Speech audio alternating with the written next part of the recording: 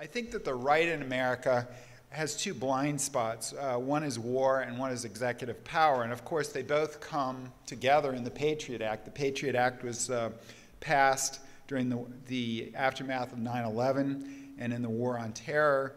And of course, we all know, I don't think the people in this room need any instruction that war is the biggest cause of big government in human history, and that includes pushing government into domestic spheres that it's not accustomed to going in. And one of them is the erosion of civil liberties.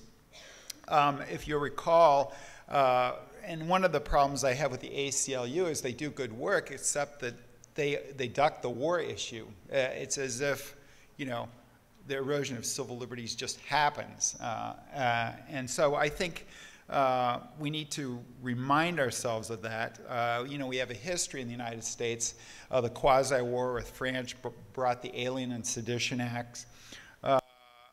We have the Civil War, which of course Lincoln closed down newspapers, threw newspaper editors in jail, eliminated habeas corpus. Of course, World War I, we went to some of the most draconian civil liberties restrictions. People were jailed for dissent against the war and impeding the draft. And then we went to World War II, and there was some retrenchment on civil liberties violations simply because of the horror of World War I.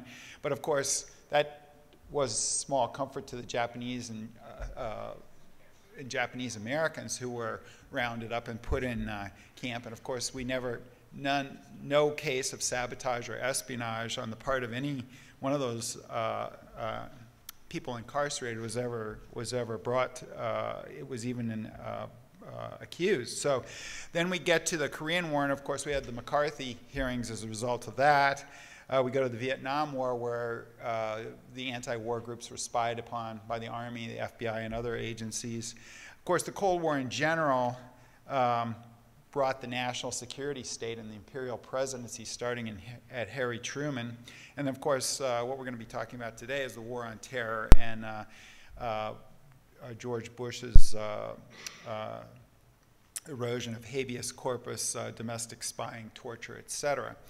And I think, you know, the conservatives often talk about freedom in general, but the problem is being for it in practice or in specifics. You know, when you start defending the rights of accused terrorists, the evaporation of the freedom talk goes away really fast, and I think we're only as strong freedom and liberty-wise if we can defend people accused of heinous crimes and defend their rights, because of course their rights are really our rights in the long term.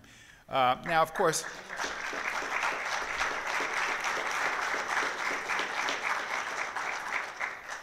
gee, I didn't know I was going to get an applause line in my speech, but so I'll just briefly summarize what the Patriot Act did, and then I'll turn it over to our speakers. Of course, the Act dramatically reduced restrictions on law enforcement agencies' ability to search telephone, email, communications, medical, financial, and other records. It eased restrictions on foreign intelligence gathering within the United States, that is spying on U.S. citizens, expanded the Secretary of Treasury's authority to regulate financial transactions. And if you noticed in yesterday's New York Times, they're now using the Patriot Act for money laundering against alleged Hezbollah money laundering for drug purposes. Of course, the connections to the Hezbollah terrorist group itself are a little bit tenuous, but as it's mentioned deep in the article. But this is the type of thing. Also, they're broadening the discretion of law enforcement and immigration authorities in detaining and deporting immigrants suspected of terrorism-related acts. And finally, it also expanded the definition of terrorism to include domestic terrorism, of course, thus enlarging the number of activities for which the Patriot Act expanded law enforcement powers. You can apply to all these new areas that are now called domestic terrorism. So I think with that, they're going to discuss the details of this and you know, the reauthorizations and what's going on now. And we had as was just mentioned, we've had new developments. And, you know, for once you can say maybe something positive happened on this whole front, and which was just discussed. But I'll introduce our panelists and then let them get to work. Our first speaker is going to be Jim Bovard, who is an author, a well-known author on many books on liberty. His current book is Attention Deficit Democracy. And he's also, you know, been denounced by the head of the FBI, the Secretary of Commerce, the head of DEA, the Secretary of Labor, the Postmaster General, and maybe even thrown out of a few DC bars. I don't know. But, so go ahead, Jim. Thanks for the kind words. I appreciate that. It's, you know, it's hard for me to escape my record. You know, in giving a talk, I always like to start out by getting a better feel for the audience. So I'd like to know how many people in this room have had their phone calls wiretapped by the feds. If you could raise your hands. Well, that's the whole point. And how many people have had their email read by the National Security Agency or other federal agency? Can you raise your hands? Okay, 4. 4, and mostly on this side of the room. I'm not surprised. You know, but the paradox is we have almost no idea who's being wiretapped at this point. Well, that's not quite true. I had a few beers last week with Joe Biden, and he told me that both Ivan and Jacob have been wiretapped. Now, it turns out that the feds are having some trouble with Jacob's email because the FBI still has not learned how to translate from Spanish. This is something which was a major case in a major issue in a terrorism case in Portland back in 2004. But you know, the FBI, they're working on it. They're working on it. Now,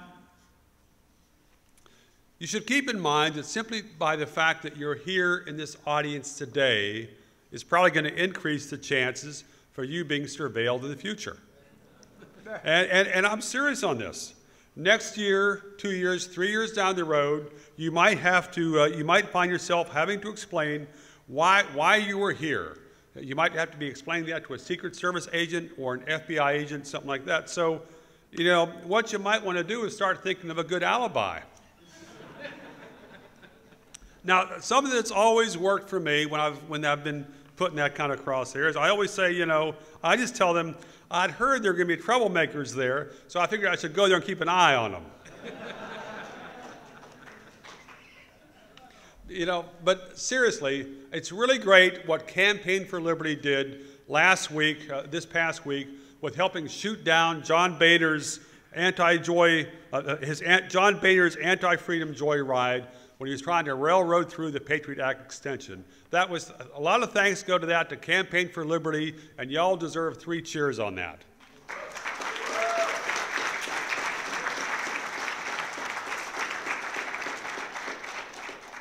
I was looking at the list of the GOP members who voted against extending the Patriot Act, and I was struck. There was a huge overlap between the members that voted against that and the members who often go to Ron Paul's study meetings on Thursday at the group that hears various folks about liberty. So it's great to see that Ron Paul's efforts to work with other Republicans are bearing fruit. I've always been amazed at how much patience Congressman Paul has on that, but I guess he has a different notion of triage than what I have. Now, the topic today, the Patriot Act, this is an act which treats every American like a suspected terrorist and treats every federal agent like a proven angel.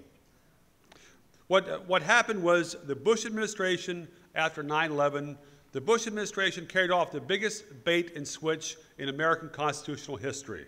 The Americans were told this was going to target terrorists, but Bush and Congress awarded new powers to federal agents to use against any American suspected of violating any of the thousands of federal crimes on the books. Thanks to that, the Patriot Act is being used to target people for corruption, for obscenity, for drugs, money laundering, almost everything except jaywalking, which is not yet a federal crime. Yet, yes. RICO, there you go.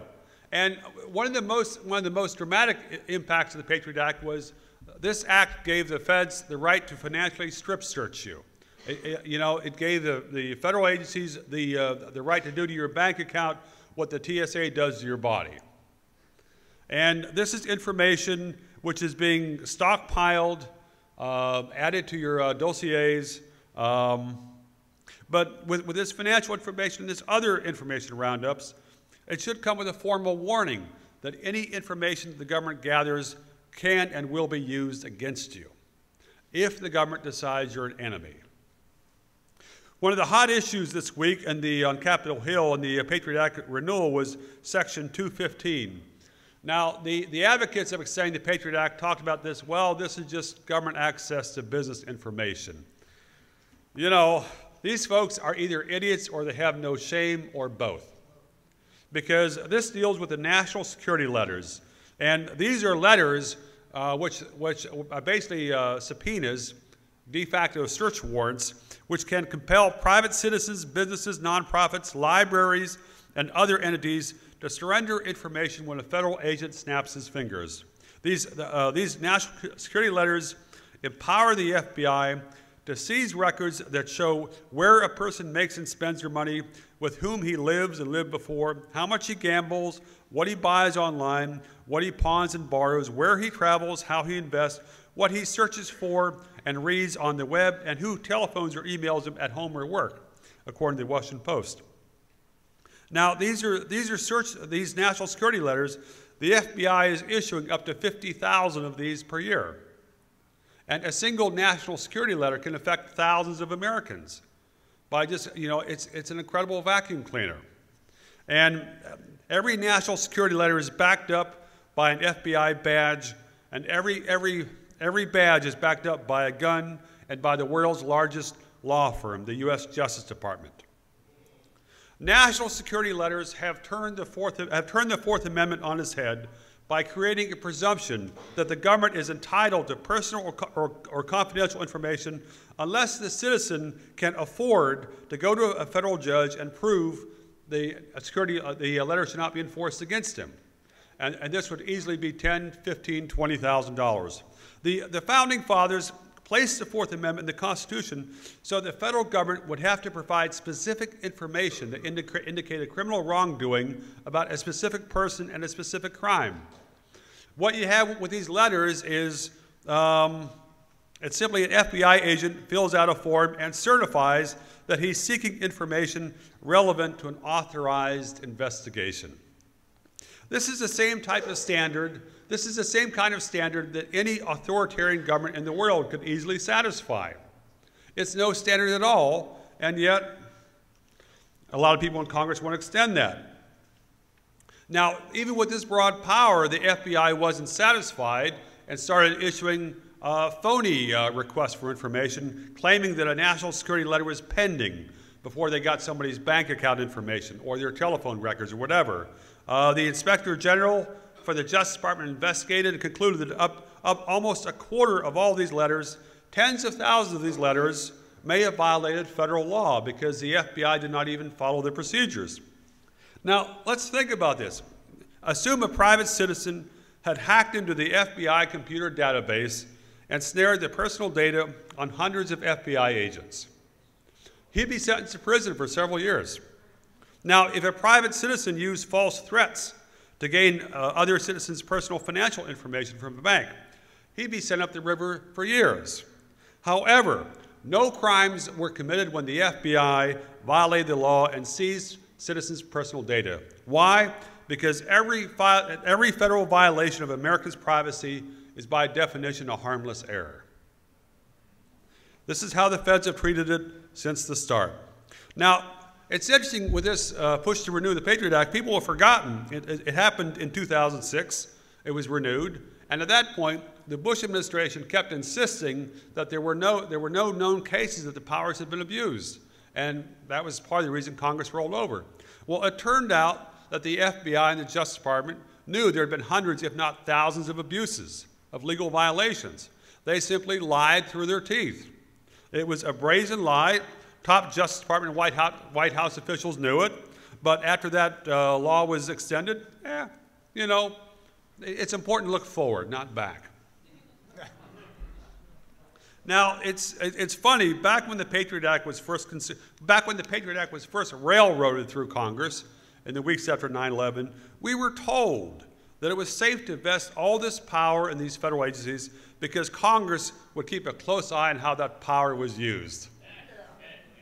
Now, if you look at what happened since then, on the Senate side, the only senator that voted against the Patriot Act, and the guy that did heroic work trying to compel the government to disclose what rights and privacy had been violated was Russ Feingold.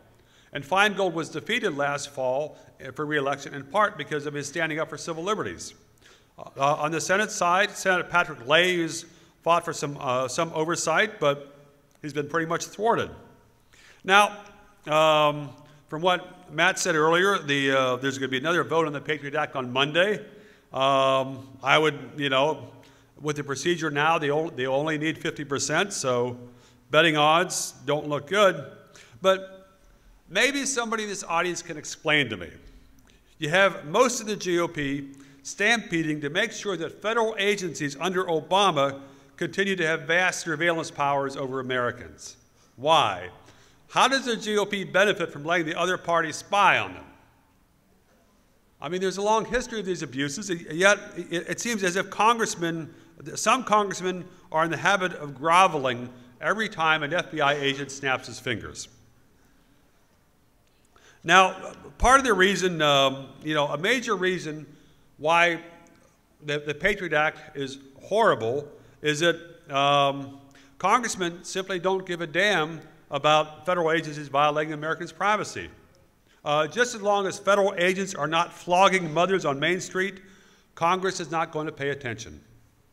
And don't forget, if you think back 17 years, 18 years, don't forget that the first reaction after the fire of the FBI final attack at Waco, the first reaction when Janet Reno came to testify on Capitol Hill, the congressmen lined up to have their pictures taken with her. Because Janet Reno was very popular then, and that's all that mattered. So the congressmen, the senators wanted to share the glory. Now, some people might say, well, that was Waco, that was ancient history. Think about it. 5 years ago, George Bush gave his State of the Union address a few weeks after the New York Times had exposed his warrantless wiretapping of thousands of Americans. A program that was unconstitutional, illegal, and it's an outrage that Bush and others have not been indicted for it.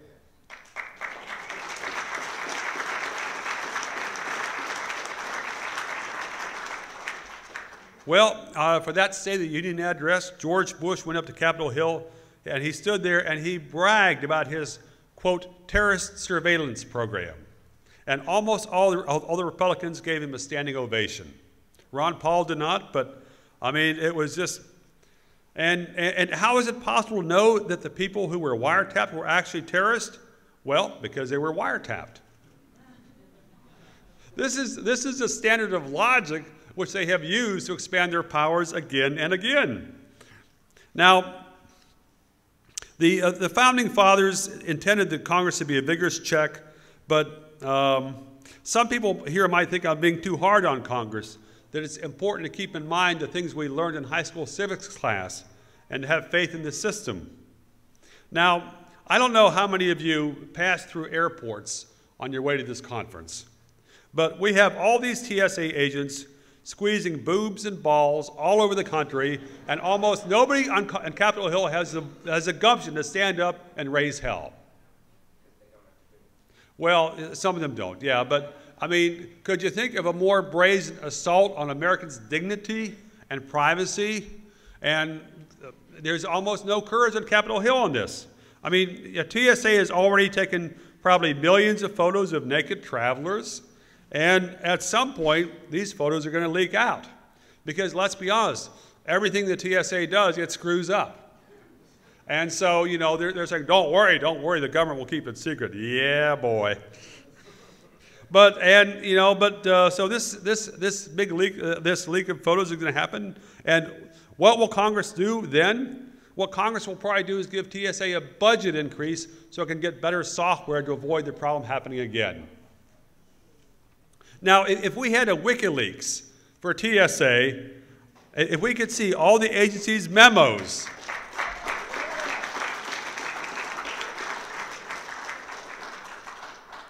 if we could see the TSA's memos, their emails, their secret directives, I suspect that support for TSA would collapse faster than the support enjoyed by an Arab dictator. But unfortunately, this is the kind of thing that Congress is supposed to do.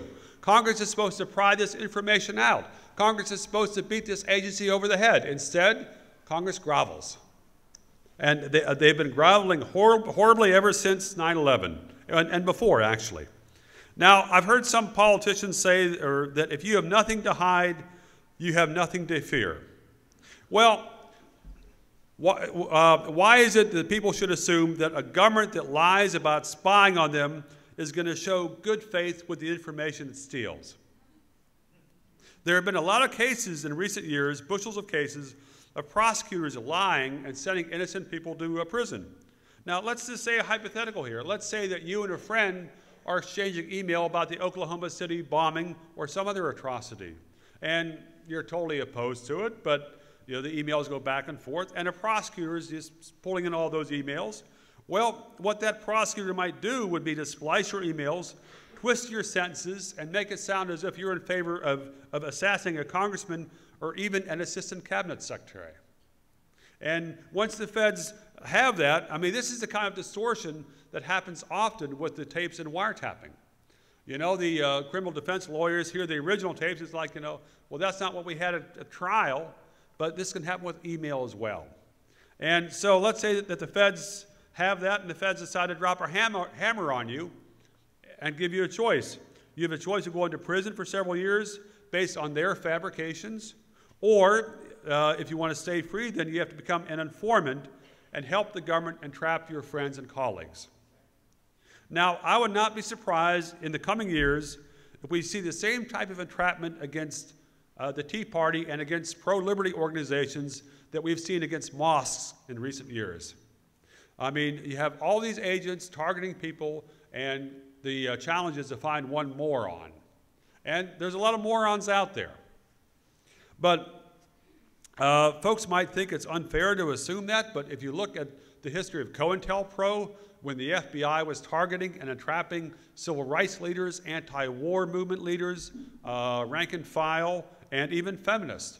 This is what the government does when the government decides that some group is an enemy. And there is a risk that if the pro-freedom folks keep making progress, the feds will be able to, the feds will make more efforts to make the freedom movement look bad. Maybe that's the kindest way to say it. But the thing is that the biggest paradox about this nothing to hide notion, the politicians who invoke this are often the first to insist that Americans must be prohibited from knowing what their government is doing. So, I mean, privacy people's right, the right to privacy has migrated from private citizens to the federal government. In the last 10 years, it's become far more difficult to find out what the FBI, what the Justice Department, what a lot of these agencies are up to. And yet, we're supposed to act like our freedoms are safe because we're still allowed to say the Pledge of Allegiance. Now, folks say, but the Patriot Act is anti-terrorist, therefore it's pro-freedom. But the only way to reconcile a law like the Patriot Act with freedom is to assume that unjustified government intrusions into people's lives are irrelevant to freedom. That, that the government has not violated anyone's rights until it secretly arrests them, strips them of their constitutional rights, and tosses them in the Gitmo or maybe Bagram. Never forget that the more information the government acquires about you, the more power the government can have over you. And this is power that will be abused again and again. The Patriot Act is symptomatic of a government out of control. Keep in mind, a democratic government that respects no limits on its power is a ticking time bomb waiting to destroy the rights it was created to protect. America needs a higher grade of patriotism. It's not patriotic to ignore violations of the Constitution. It is not patriotic to look the other way when politicians ravage rights. It's not patriotic to pretend that politicians are entitled to all the power they can grab until they're impeached or indicted. And it's not patriotic to give the benefit of the doubt to people who are trying to shackle you. Getting rid of the Patriot Act will be a small step towards making government less dangerous and making Washington less noxious. Thanks.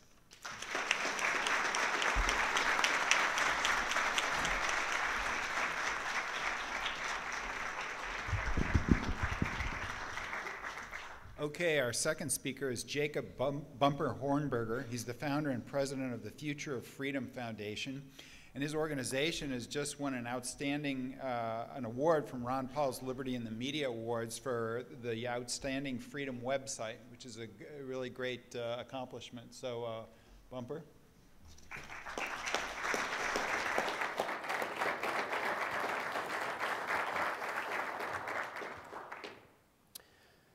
One of the fascinating parts of the revolution in Egypt is the lessons that that revolution holds for us Americans.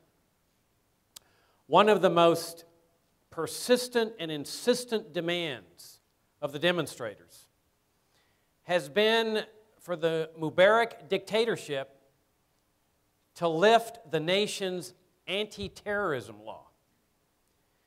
Now, this was a law that was enacted in the height of an emergency, the assassination of the president of the nation 30 years ago.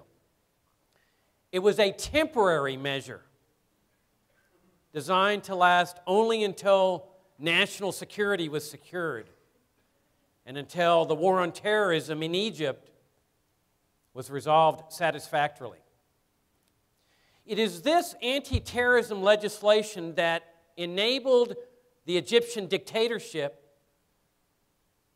to commit unfettered searches of people's homes and businesses in order to protect the nation from the terrorists. Warrantless searches to arrest people arbitrarily, simply on suspicion of being involved with a terrorist group, again to protect the nation and to protect the national security. To detain people in Egyptian jails indefinitely on suspicion of being a terrorist. And of course, to secure information about possible future terrorist attacks, future assassinations of government officials, through torture. Torturing these suspected terrorists to divulge that information, to protect the nation.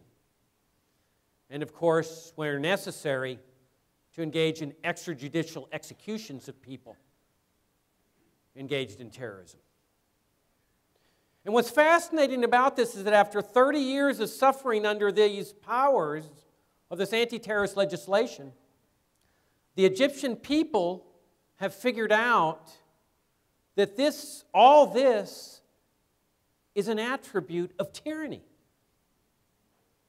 And what's fascinating is at this very same time that this revolution's been taking place and this demand has been being made and is still being made to lift this anti-terrorist legislation, right here in the United States, we have the members of Congress, the President of the United States, that are doing everything they can to extend and expand the anti-terrorist legislation that came into existence in this country at the height of an emergency, the 9/11 attacks, that is only temporary until the last terrorist is killed, and it revolves around national security and designed to keep us safe from the terrorists. When the Patriot Act came into existence, this opened up the floodgates to warrantless searches and seizures. Sure, they may have their little technical requirements that, they have to have reason to believe that the person might be involved with terrorism. But for all practical purposes, they have unfettered right to go do their little sneaks and peeks, breaking into people's homes, breaking into people's business, because you know what? They know that nothing's going to happen to them if they don't follow the little technicalities. If they can get away with torture and destruction of evidence of torture, and get away with kidnapping and illegal NSA spying and illegal deals with telecoms to spy on their customers and snitch to the government, they can get away with anything. I mean, we live in the era of simply unfettered searches. We live with that cloud over our lives. You know, you've got these NSA letters where they send a letter to your bank or financial institution, no probable cause, no going before a judge and showing a reason why they need these things, just a little letter that they themselves write, say, deliver that customer's financial records to us because we suspect he might be involved with terrorism. And, oh, by the way, if you tell the customer that we've done this, we will come after you with a felony prosecution and we will put you in the jail for many, many years. And all designed to keep us safe. And then you've got that inane library requirement where they're monitoring what people are reading in order to protect us from the terrorists. And you see, it's not just the Patriot Act. I mean, we may favor the repeal, and we do favor the repeal of the Patriot Act, but that's not going to solve the problem here. That's just part of the problem. You've got to put the Patriot Act in the full mosaic of this war on terrorism legislation and processes that have come into existence since 9/11. I mean, you've got to give credit where credit is due to this dictator Mubarak. At least he went to the Egyptian parliament and got this thing enacted by the parliament. George W. Bush, after 9/11, ruled by decree. He went and got his lawyers to say, you're a commander-in-chief. We're at war now. We're war against the terrorists. You can do whatever you want. You have omnipotent powers. You want to go out and make deals with telecommunications companies that spy on Americans? You got that power. You want to search people's homes and businesses? You got that power. You want to assassinate people, including Americans? You got that power. You're a commander-in-chief. You've got that helmet on. And so they didn't even go to Congress when they developed this inane concept called the enemy combatant doctrine, which enables them to do exactly what Mubarak had the power to do, go out and pick up any American simply by targeting him and saying, you're a terrorist. And we now can put you in a military dungeon.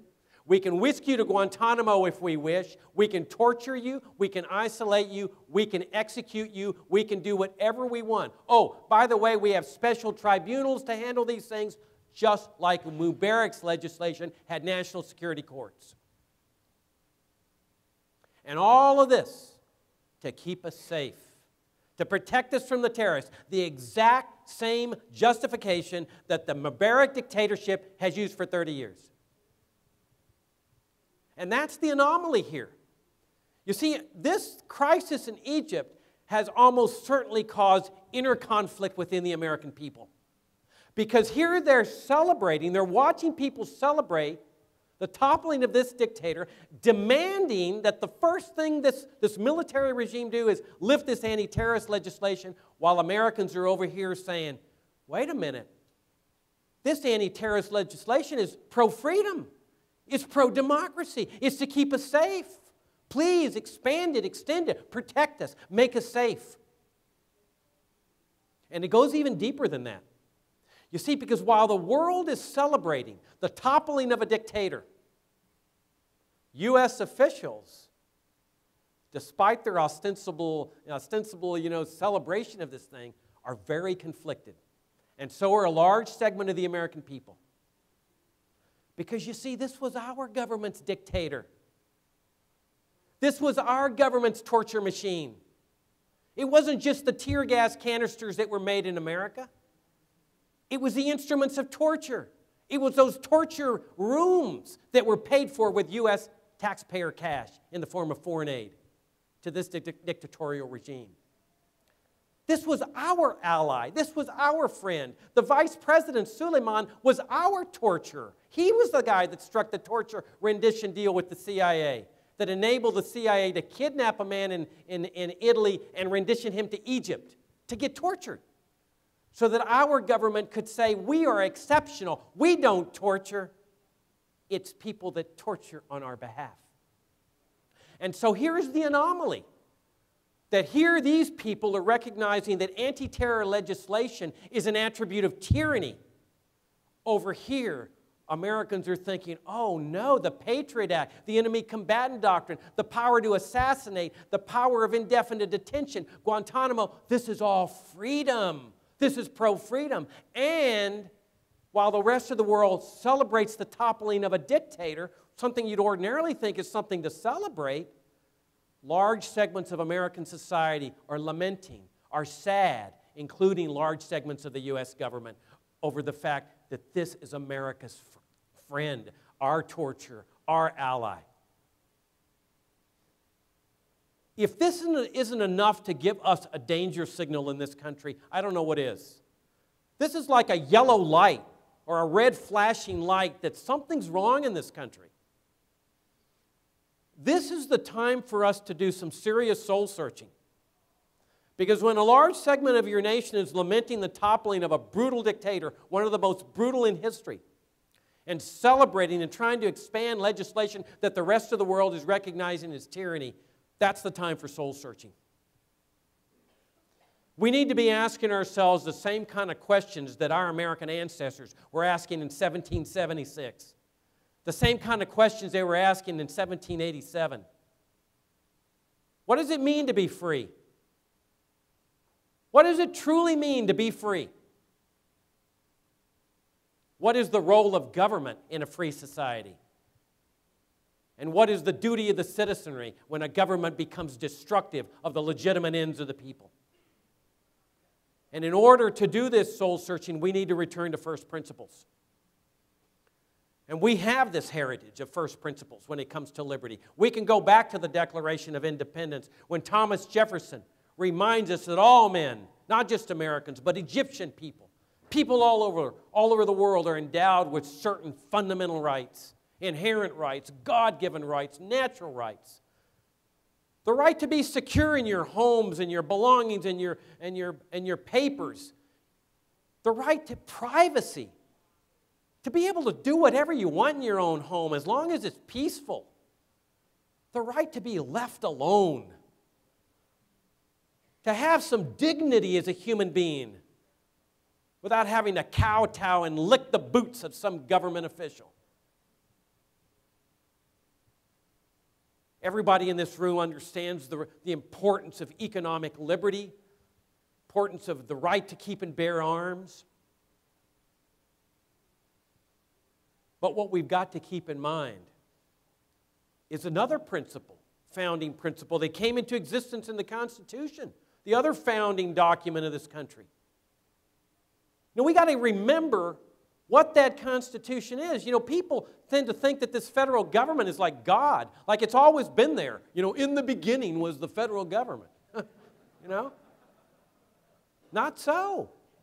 This federal government was called into existence by the Constitution. That was the purpose of the Constitution, to call into existence the federal government. And a lot of people were leery of this thing. Americans, just people like you and me. They were very leery of this thing. And why? Because they suspected that this federal government would become like a Mubarak dictatorship or a British dictatorship, because they'd had the experience of British dictatorships. Dictatorships that were just as bad as the Mubarak dictatorship, if not worse. So they understood that the Constitution not only would bring the government into existence, but that it would be a straitjacket that would bind the government. Then the Bill of Rights brings into existence the 4th, 5th, and 6th, and 8th Amendments that protect people and their due process rights from arbitrary arrest. This is what we need to ignite in this country. That resurgence, that awakening. And we need to go to the root. It's not just enough to enshrine civil liberties, protect civil liberties. We've got to go to the root of the problem, and that's the foreign policy that produces the anger and the hatred, that brings the terrorist attack that then is used to take away our freedom. That's the support of the dictatorships. That's the invasions. That's the occupations. Like Ron Paul put it, they came over here because our government was over there doing bad things to them.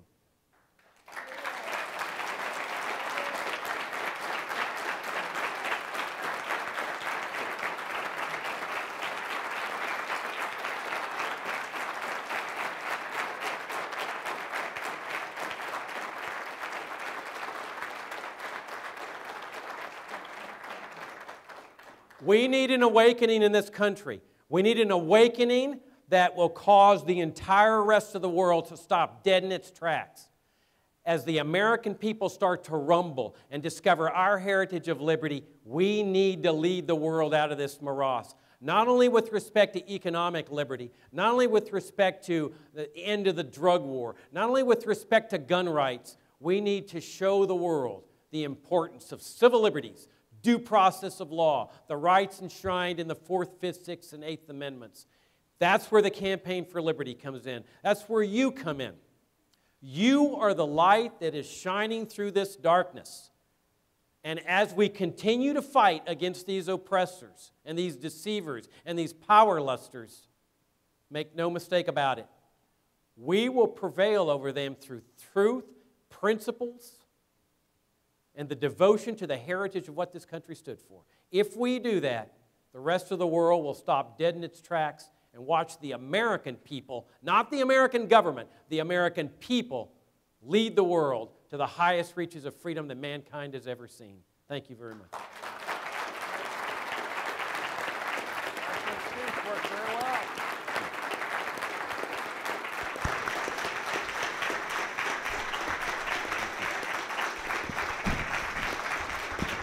Thank you very much.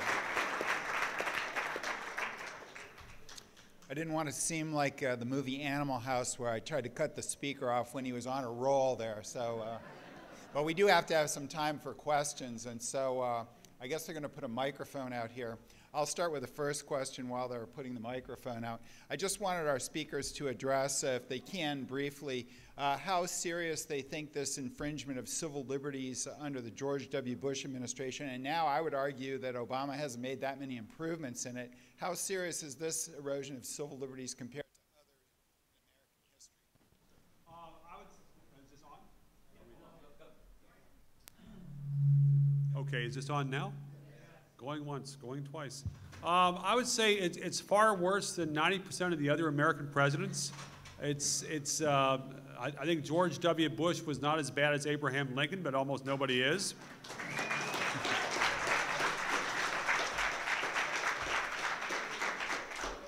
George Bush was perhaps as bad as John Adams with the Alien and Sedition Acts. I mean, John Adams went after the specific editors and writers, but George Bush kind of cast a much wider dragnet. I mean, he didn't go after the journalists or editors in the same way, but it had much of the same effect. And there was this, I mean, what George Bush did was made very explicit that the president is above the law. It was fascinating to me in May of 2004 when the memos leaked out from the Justice Department in which the top lawyers and the justice said that they had concluded, or perhaps they had discovered, that the criminal law and the Constitution does not apply to the president during wartime. And too bad this war on terrorists might be perpetual. But you had an explicit statement by the top people in the Justice Department that the law did not apply to the president and the Constitution did not bind him. And the roof did not fall in on Washington. I was disappointed. I was naive. But I had thought that, along with the torture scandal that erupted at that time, would cause a profound backlash. But it didn't, partly because the Democrats were cowardly on attacking that issue, but most of the GOP seem to be proud of the torture. And they've changed a bit in the last year or two, a lot of them have, but torture was a big vote getter for George Bush, I think, at least in 2006, or at least they thought it was. A lot of the messages which they used. And there's a fascinating snippet which shows how the Bush administration milked the American public. There was a study by Cornell that showed that each time that the president issued a terrorist alert, or that the U.S. government issued a terrorist attack warning, the president's approval rating rose by roughly 3%. Now, during the summer and fall of 2004, there were a lot of BS terrorist alerts. George Bush was reelected by 3% margin. So, is there a state-by-state solution, or is this just a federal case? Well, I mean, it'd be nice if there was a state-by-state solution, but these are federal laws. And if it's possible to have a theory that would be upheld in federal courts, that the states could nullify it, fine. But I think what fundamentally happened needs to happen is that Americans need to realize that the government has vastly more power over them than what they think, and the government is far more punitive than what they believe.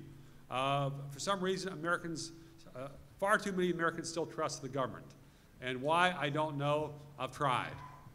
Well, and you can resist at the state and local level the militarization of the police and these fusion centers where they're working together now to, as part of the war on terrorism.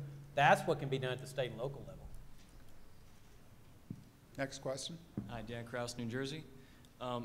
Yesterday morning, there was a presentation by Republican and Democratic pollsters that showed that a vast majority of Americans felt unsecure and unsafe. Now, the overall tenor was that this is how they feel, they're way out ahead of us, the people want us to invade Iran, the people want us to attack terrorists, and all these other things. Is there any way that you perceive to change that perception of the American people so that they understand that if we do these things, we'll only get more terrorism and more horrible laws like the Patriot Act? Is there any way to change that perception? Well, perhaps the first thing is for Americans to understand that they've been lied into war after war after war. I mean, it was complete fraud why we went into Iraq both times. It was fraud why we went into Vietnam. Afghanistan very quickly became a fraud. And yet, for some reason, it's almost, well, people have to realize that the media and the government are hand in hand very often. And that you can't expect the mainstream media who goes to the same dinners and the same cocktail parties with these congressmen or these cabinet members to bluntly tell their readers or their listeners that the government is lying to them again and again and again. I mean, I am continually amazed how rarely the media will label a government lie a falsehood. Instead, it's kind of like, well, there's a difference of opinion. No, it's a lie. Well, it's the power of ideas. I mean, that's what we're doing here today. You go back home and you spread these ideas. We're in a battle against the status. It's a philosophical battle. It's a moral battle. But ideas ultimately prevail, and we have good ideas. If you let people know that there is this battle between the statists that are calling for empire and interventionism and so forth, then there's those of us over here that are calling for our heritage of non-intervention and liberating the private sector. You know, foreigners love Americans. They just hate the U.S. government, and with right reason. Thank you. Okay, we only have time for one more question. I'm sorry to the other people standing in line, but this has to be the last question because we have to go to the next program. Hey guys, I appreciate the opportunity to get to hear from y'all, and I've learned a lot. And as far as Campaign for Liberty, over the last few months I've learned a lot from just researching and just learning about what this organization is about. And for me, I want to know how I can make the biggest impact when I get back home so I don't fall on deaf ears. Like, I can talk about it, but I want to know, like, what can I do? I want to be passionate about it. I mean, I really want to move, and I want to support Ron Paul, and I want to do these things that these people want. And I love these guys. I've met a lot of you. I've met you guys. I've met Jack Hunter. There's a lot of great people in here. I want to know how to make an impact when I get back to South Carolina to support you guys, support this campaign, and to rock this nation for liberty. Okay, any suggestions? Yeah. Now that is one of the most popular questions I've heard in the 21 years I've been doing the Future of Freedom Foundation. You know what the answer is? You got to figure out what you're good at, what you're interested in, what you're passionate about, and then you go for it. You're the best judge of where you can do the most good for this movement. That may be writing letters to the editor. It may be running for office. It may be helping a candidate run for office. It may be talking to your neighbor. You make that call because you know what your talents and your interests and your abilities are. And as a second thing is, I think what a lot of the people in this room already have, and that's why they're here, is to have the courage to stand up to the government and say no. To stand up and tell and shout or make it known when the government is going across the line, when the government's violating the law, violating the Constitution, somebody's got to stand up and say BS. And that's one thing that's really good. I mean, there was a saying. I was trying to find a way to express this a few years ago, and people will know if America's going in the right direction if the average congressman fears a meeting with his constituents the same way the average American fears an IRS audit.